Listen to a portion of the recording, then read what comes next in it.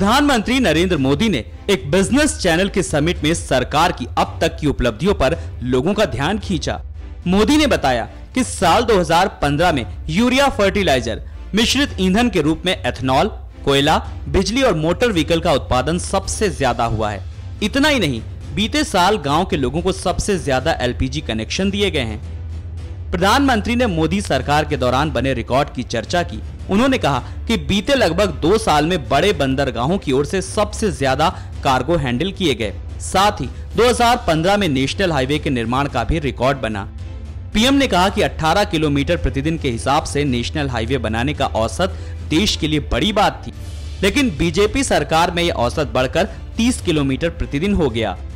मोदी ने साल 2015 के अन्य रिकॉर्डों का जिक्र करते हुए कहा कि इसी साल देश ने सबसे ज्यादा सॉफ्टवेयर निर्यात किए। वहीं विश्व बैंक के बिजनेस इंडिकेटर में भारत की रैंकिंग में भी सुधार देखा गया। मोदी ने कहा कि उनकी सरकार गुड गवर्नेंस की ओर बढ़ रही है। समिट में मोदी ने कहा कि दुनिया भर में मंदी छाई है, सभी देशों में प्रत्यक्ष विदेशी निवेश में कमी आई है, लेकिन भारत ही एक ऐसा देश है जहां एफडीआई में 39% की बढ़ोतरी हुई है। ये बढ़ोतरी बीते 18 महीनों में दर्ज की गई है। मोदी ने यह भी कहा कि बीजेपी सरकार जैसे तैसे विकास नहीं चाहती। पुराने कानूनों को लेकर पीएम ने कहा कि अभी तक ऐसे 1827 कानूनों की पहचान की गई है जो खत्म किए जाने चाहिए।